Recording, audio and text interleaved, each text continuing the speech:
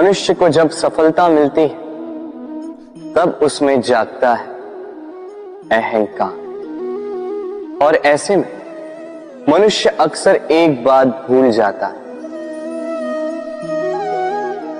झुकना। सोचता है कि मैं किसी के समक्ष क्यों झुकूं? और ऐसा इसलिए होता है क्योंकि मनुष्य एक महत्वपूर्ण बात भूल जाता है। इस संसार में, इस जीवन में उसने जो भी प्राप्त किया है, झुककर प्राप्त किया। बालपन में चलना सीखा तो इस धरा पर झुककर, गिरकर। बड़ों का आशीष लिया तो झुककर। किसान को फसल काटने के लिए झुकना पड़ता, कुएं से पानी निकालने के लिए पात्र को झुकना पड़ता है। भगवान से आशीर्वाद प्राप्त करने के लिए उनके समक्ष झुकना पड़ता है। आंधियों में वृक्ष सुरक्षित कैसे रहते? झुककर। सम्मान कैसे पाया जाता है? झुककर। किसी के समक्ष झुकने का अर्थ स्वयं का आत्मसम्मान खो देना नहीं, उसका अर्थ होता है विनम्र। हम मनुष्य हैं और इस आकाश की ऊंचाइयों तक पहुंचने के लिए हमें किसी पक्षी की भांति पंखों की आवश्यकता नहीं।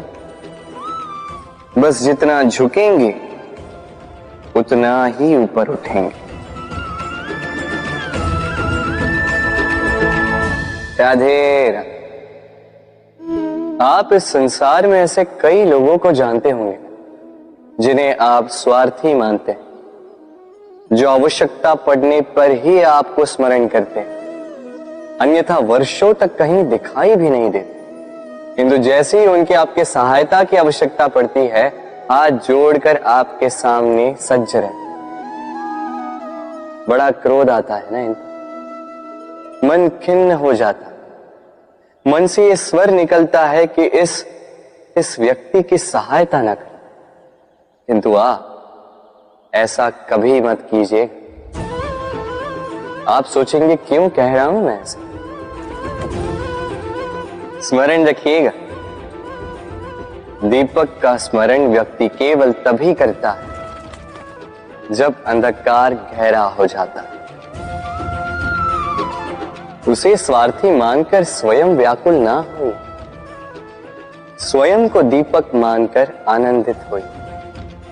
भाग्यवान समझिए खुद को कि किसी को आवश्यकता पड़ने पर आपकी याद आए, कि आप इस संसार में किसी की सहायता करने योग्य हैं।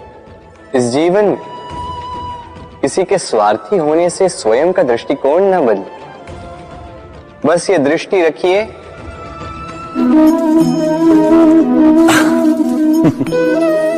मनुष्य के सारे संबंधों का आधार है अपेक्षा। पति कैसा हो जो मेरा जीवन सुख और सुविधा से भर दे, पत्नी कैसी हो जो सदैव मेरे प्रति समर्पित रहे, संतान कैसी हो जो मेरी सेवा करे, मेरा आदेश माने। प्रामाणिक इच्छा हो तब भी कोई मनुष्य किसी की अपेक्षाओं को पूर्ण नहीं कर पाता, और वहां से जन्म लेता है संघर्ष।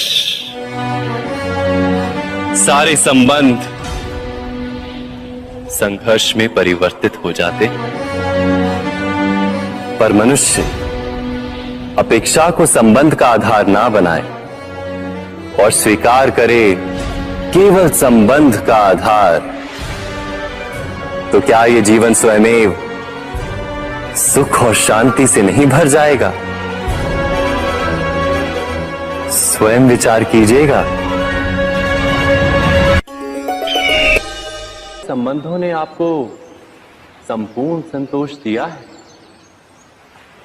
विचार कीजिए। हमारा जीवन संबंधों पर आधारित है, हमारी सुरक्षा संबंधों पर आधारित है। इसी कारण हमारे जीवन के सारे सुखों का आधार भी किसी घटना में अन्याय का अनुभव होता है तो वो घटना उसके अंतर को झकझोर देती, समस्त जगत उसे अपना शत्रु प्रतीत होता है। इसमें कुछ गंदगी है, किंतु यदि आप इसे कुछ समय के लिए ऐसे ही छोड़ दोगे तो आप देखोगे ये मैल अपने आप इसके तले जाकर बैठ जाएगा। यदि इस पात्र को हिलाओगे तो कुछ नहीं होगा, शांत छोड़ दोगे तो ये मैल अपने आप नीचे चला जाएगा। उसी प्रकार जब हमारे जीवन में कोई समस्या हो, हमारे जीवन में अशांति हो, तो कोई हलचल करने से या संतोष खो देने से हमें उसका हल नहीं मिलेगा। शांत रहकर विचार करोगे तो उसका हल मिलेगा। स्मरण रखिएगा, धीरज और संतोष से, शांति से विचार करोगे तो कितनी भी बड़ी समस्या क्यों ना हो, उसका हल अवश्य निकाल लोगे।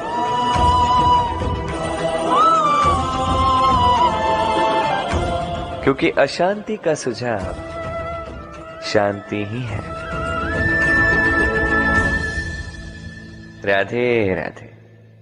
समय, कहते हैं समय से पूर्व कुछ नहीं होता, हर बात का एक समय होता है। समय से पूर्व न सूर्योदय होता है, न सूर्यास्त होता है। समय से पूर्व पौधों में न पुष्प खिलते हैं न फल।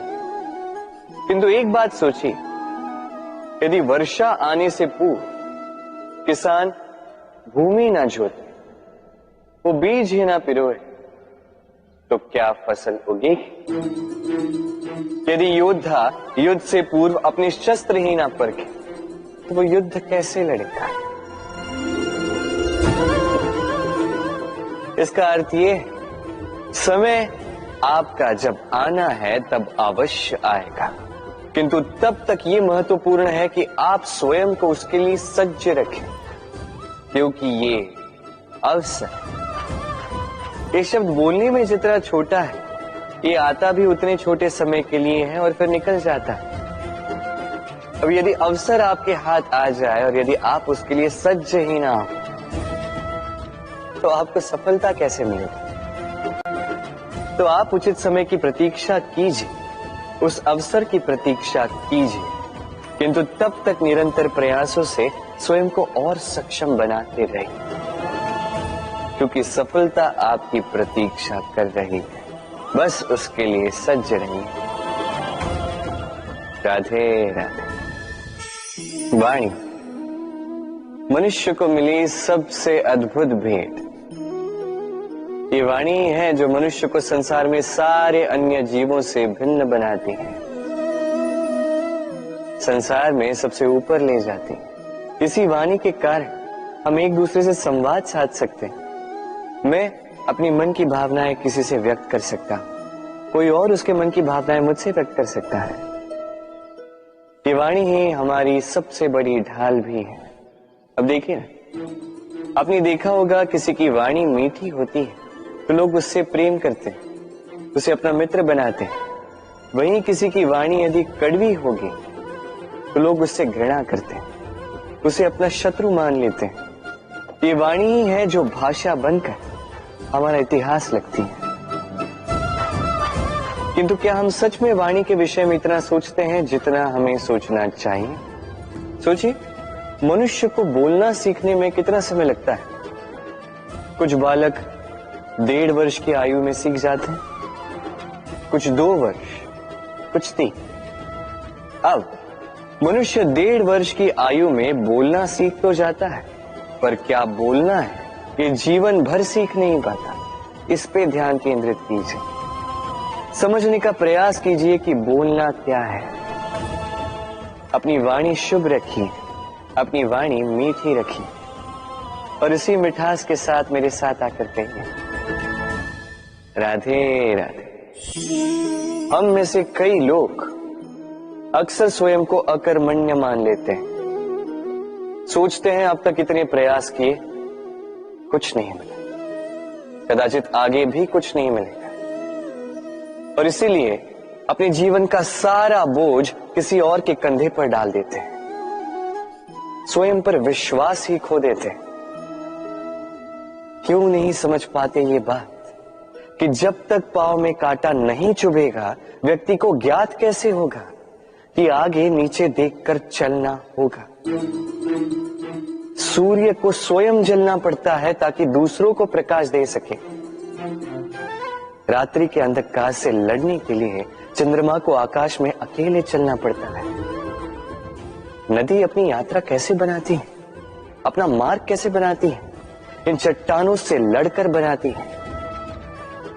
यदि आप स्वयं आपकी सहायता करने में सक्षम नहीं रहे तो निश्चित रूप से आपका यह जीवन व्यर्थ ही है। स्मरण रखिएगा, इस संसार में अपने जीवन का भार अपने ही कंधों पर उठाना पड़ता है।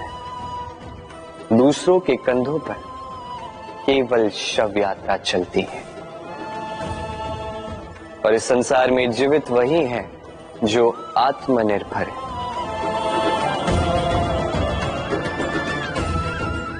राधे राधे। कभी आपने किसी कुंभकार को देखा है एक पात्र बनाते हुए?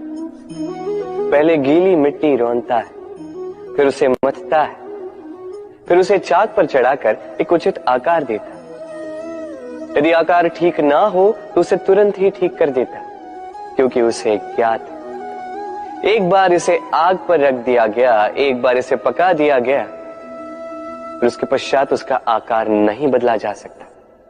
यहां पे छिपी है एक सीख। सारे माता पिताओं के लिए यहां एक सीख है। माता पिता ऐसे ही तो होते हैं। उन्हें अपनी संतान को समय के अनुसार श्रेष्ठ संस्कार देने चाहिए। माता पिता को कभी उनका विधाता नहीं बनना चाहिए, किंतु हर समय सदैव प्रयास कीजिए कि उन्हें उचित दिशा दिखा पाओ। कभी कोमलता से, कभी प्रेम से, तो कभी कठोरता से उसके जीवन को, उसके व्यक्तित्व को आकार देने का प्रयास करना चाहिए। क्योंकि जिस प्रकार एक बार पकने के पश्चात उस पात्र का आकार नहीं बदला जा सकता, उसी प्रकार आयु बढ़ने के पश्चात संतान के संस्कार नहीं बदले जा सकते। स्मरण रखिए। राधे राधे। ईश्वर ने बेलों को खड़े रहने की शक्ति नहीं दी, ईश्वर ने यह शक्ति दी वृक्ष को। इसलिए बेलें वृक्ष का सहारा लेके खड़ी रहती, उसी पर फलती।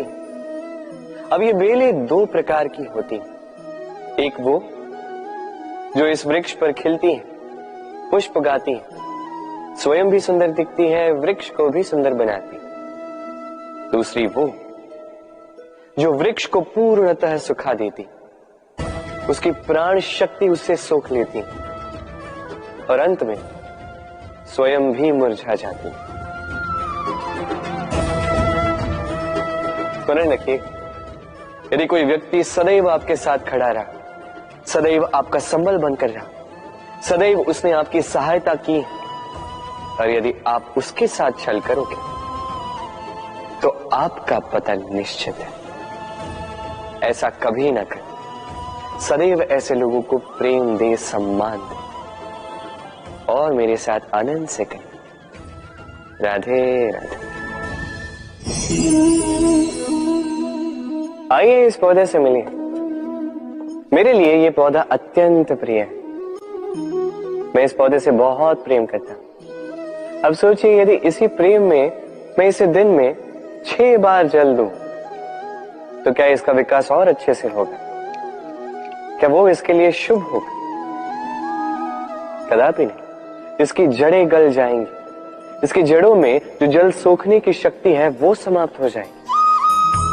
तो आवश्यक क्या है? आवश्यक है कि उचित मात्रा में इसे जल दिया जाए। आवश्यक है कि उचित समय के पश्चात इसे जल दिया जाए। आवश्यक है कि इसे सूर्य का ताप भी सहना होगा। आवश्यक है कि हर कार्य मर्यादा में होना चाहिए। अब यही भूल अधिकतर माता पिता कर बैठते हैं। अपनी संतान से इतना प्रेम करते हैं और उसमें संतान की हर आवश्यकता पूर्ण करते हैं, हर एक वस्तु उसे देते हैं, हर एक बात करते हैं, और ऐसे में उस संतान के विकास में स्वयं ही बाधा बन जाते हैं।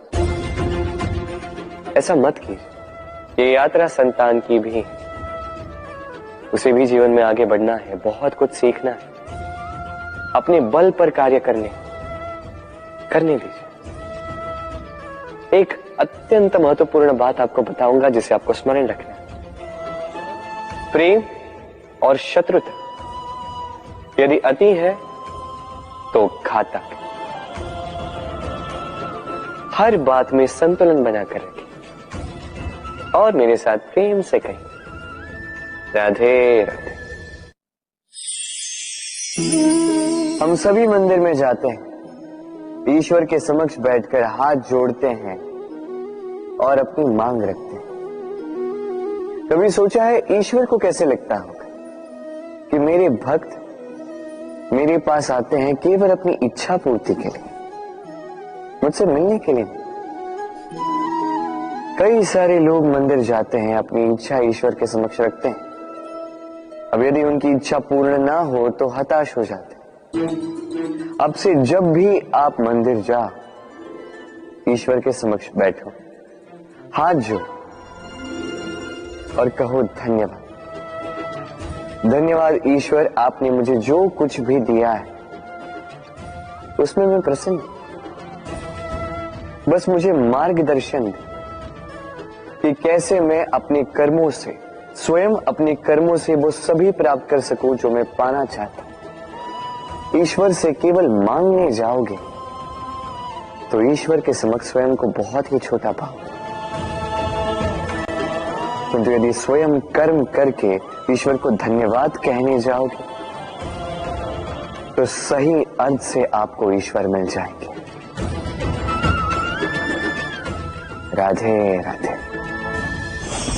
अद्भुत बात है ना, हमें सदैव हमारे नाम से बुलाया जाता है, नाम से हमारी पहचान है। ये नाम ही है जो इतिहास में स्थान बनाने में हमारी सहायता करता है। नाम बनाने के लिए व्यक्ति क्या कुछ नहीं करता, नाम पर कलंक न लग जाए इसके लिए क्या क्या प्रयास नहीं करता। अपने जो कुछ भी पाए, धन, संपत्ति, सुख, ये सब कुछ नाम के समक्ष छोटा है। नाम सबसे ऊपर रह जाता है। ये नामकरण संस्कार सदैव हमारे लिए अत्यंत महत्वपूर्ण होता है। अब आपको क्या लगता है मैं किस नाम की बात कर रहा हूं? वो नाम जो हमने जन्म से पाए? नहीं, मैं उस नाम की बात कर रहा हूं जो हमने हमारे कर्मों से अर्जित किया। जो जन्म से प्राप्त हुआ वो मृत्यु के साथ चला जाए, ये तो जो नाम कर्मों से प्राप्त होता है वो हमें अमर करता है।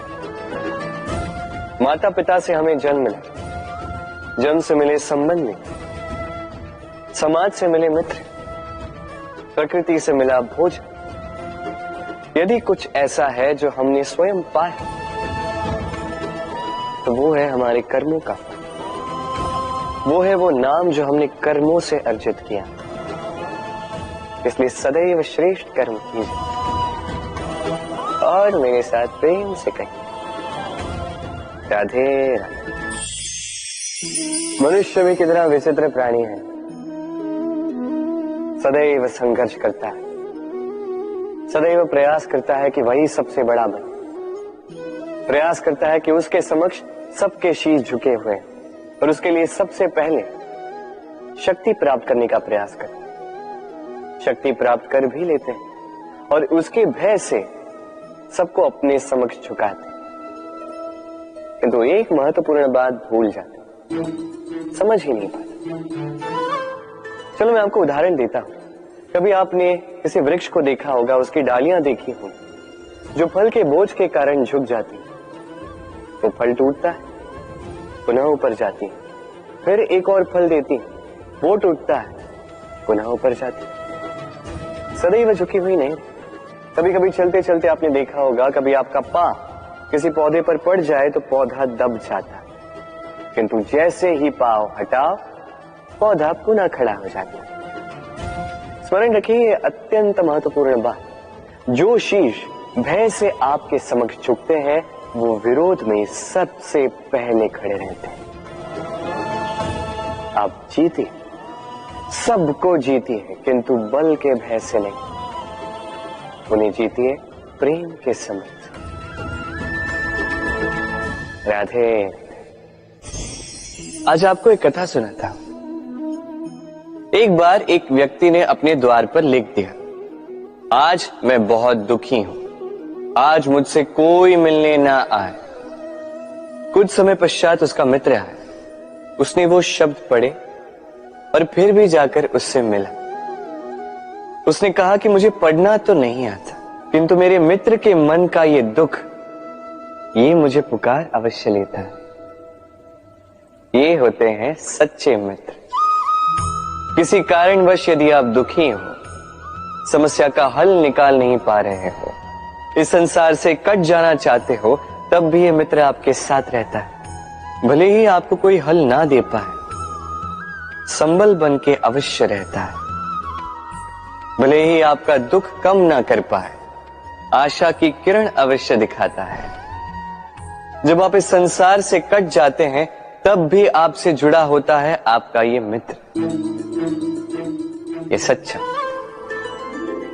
अब मनुष्य जो है बड़े विचित्र होते हैं। इन्हें किसी भी वस्तु का महत्व केवल 2 बार ज्ञात होता है।